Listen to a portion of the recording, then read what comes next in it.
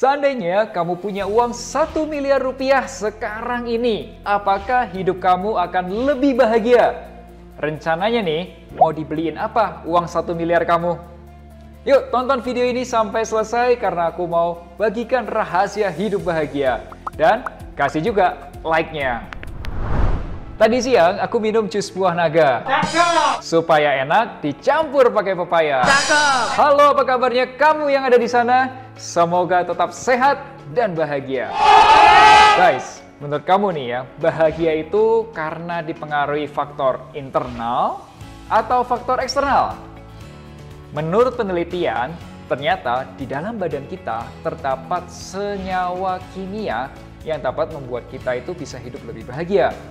Namanya hormon bahagia.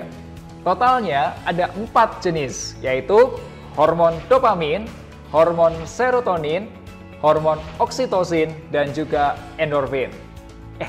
Apa itu, Vin? Tenang, kita bahas satu persatu. Teman-teman, apakah kamu pernah merasa seneng banget ketika kita jalan-jalan liburan ke theme park? Ke Ancol, Universal Studio, atau juga Disneyland? Bisa bareng keluarga, atau mungkin sama pasangan kamu. Atau juga main bulu tangkis, atau nonton bioskop.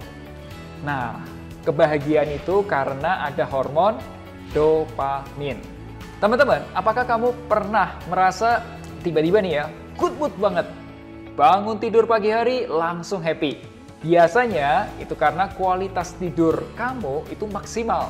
Misal ya, kamu pakai aromaterapi, pakai AC, atau sebelum tidur kamu dengerin musik-musik yang relaksasi. Nah, mood kita itu dipengaruhi oleh hormon serotonin. Buat kamu yang sudah dewasa, pastinya bahagia kan kalau mendapat ciuman, pelukan, atau bisikan. Itu namanya hormon oksitosin. Atau terakhir, badan kamu merasa rileks banget setelah beres olahraga, makan makanan yang lezat, atau juga berhubungan intim. Itu namanya hormon endorfin. Ya benar sih, menurut penelitian memang ada senyawa-senyawa kimia yang membuat kita bahagia. Faktanya, ke Ancol itu butuh uang untuk tiket masuk. Mau main bulu tangkis, butuh uang untuk sewa lapangan. Bioskop, udah jelas lah ya, pasti butuh. Apalagi tuh kalau butuh aromaterapi, bayar listrik untuk AC, makanan lezat, dan lainnya. Semuanya itu butuh uang kan? Jadi kembali ke pertanyaan dasar kita, apakah punya banyak uang bisa bikin kamu bahagia? Silahkan tulis pendapat kamu di kolom komentar, nanti aku bacain satu-satu. Teman-teman, tadi aku cerita mengenai kebahagiaan. Sekarang aku akan cerita apa aja yang membuat kamu tidak bahagia. Salah satu hal yang membuat aku insecure adalah ketika membandingkan diri sendiri dengan orang lain. Contoh simpel nih ya, dulu pas di kampus, ketika nilai ujian keluar, kamu akan ikut sedih kalau lihat sahabat kamu nilainya jelek. Betul? Tapi, kamu akan lebih sedih lagi kalau kamu lihat nilai kamu lebih jelek daripada sahabat kamu. Bener kan? Kalau bener boleh dong dikasih like-nya. Jadi secara tidak sadar kita itu jadi berkompetisi dengan sahabat kita. Dan hal itu bisa kebawa ketika kita sudah lulus kuliah dan masuk ke dunia kerja. Mulai dari udah dapat kerja belum? Banding-bandingin kerja di mana? Banding-bandingin penghasilan dan bonusnya. Mulai kepo sama investasi dan mulai gede-gedean untungnya gede mana. Mulai cepet-cepetan nikah, punya anak, dan seterusnya. Aku yakin kamu relate dengan ceritanya dan merasa kok aku banget ya. Nah, itu wajar kok. Artinya kamu dan aku, kita semua masih manusia normal. Aku juga sempat kok mengalami hal yang sama seperti itu. Vin, ada solusinya nggak sih? Ya, akhirnya aku mencoba baca banyak buku mengenai konsep kebahagiaan. Dan akhirnya nemu satu hal yang paling gampang, yaitu fokus ke dirimu sendiri. Daripada kita bandingin dengan orang lain, lebih baik kita bandingin diri kita dengan versi yang dulu. Hari ini harus lebih baik daripada kemarin. Besok harus lebih baik daripada sekarang. Idenya adalah kita bisa bahagia jika kita bertumbuh. Misal, tahun 2021 kita punya penghasilan 10 juta. Yuk, cari cara gimana caranya supaya tahun depan penghasilannya bisa naik jadi 12 juta rupiah per bulan. Boleh dibilang naik 20%.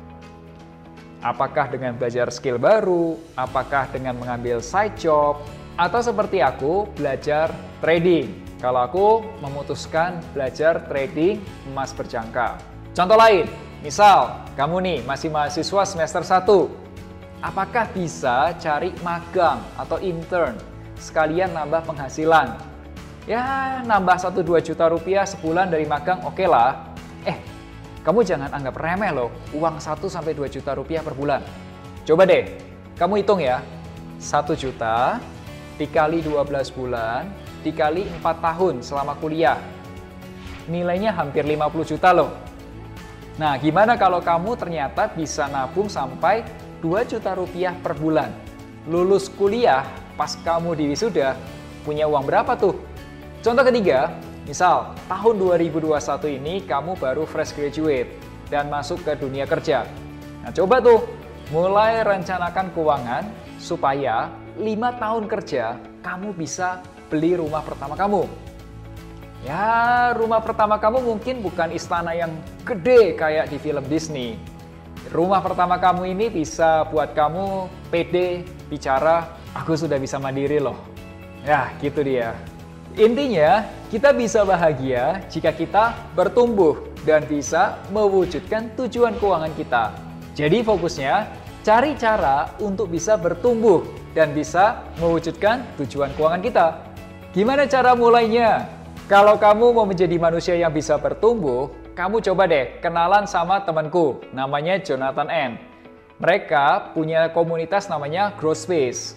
Mereka menjadikan kamu orang-orang yang punya growth mindset. Kalau mengenai keuangan, aku dan teman-teman finansialku bisa bantu kamu. Biasanya nih, kalau kita menangani klien-klien yang konsultasi, pertama kita sarankan buat financial check up. Artinya kita diagnosa, kita bedah kondisi keuangan kamu dan cari tahu sekarang ini kondisi keuangan kamu sudah sehat atau masih ada yang sakit. Kalau sehat, puji Tuhan, dan kamu bisa lanjut ke investasi atau ke tujuan keuangan lainnya. Kalau ternyata kamu masih sakit, ya kita sehatkan dulu, kita sembuhin dulu bagian mana yang masih sakit. Nah teman-teman, begini cara melakukan financial check up di aplikasi Finansialku.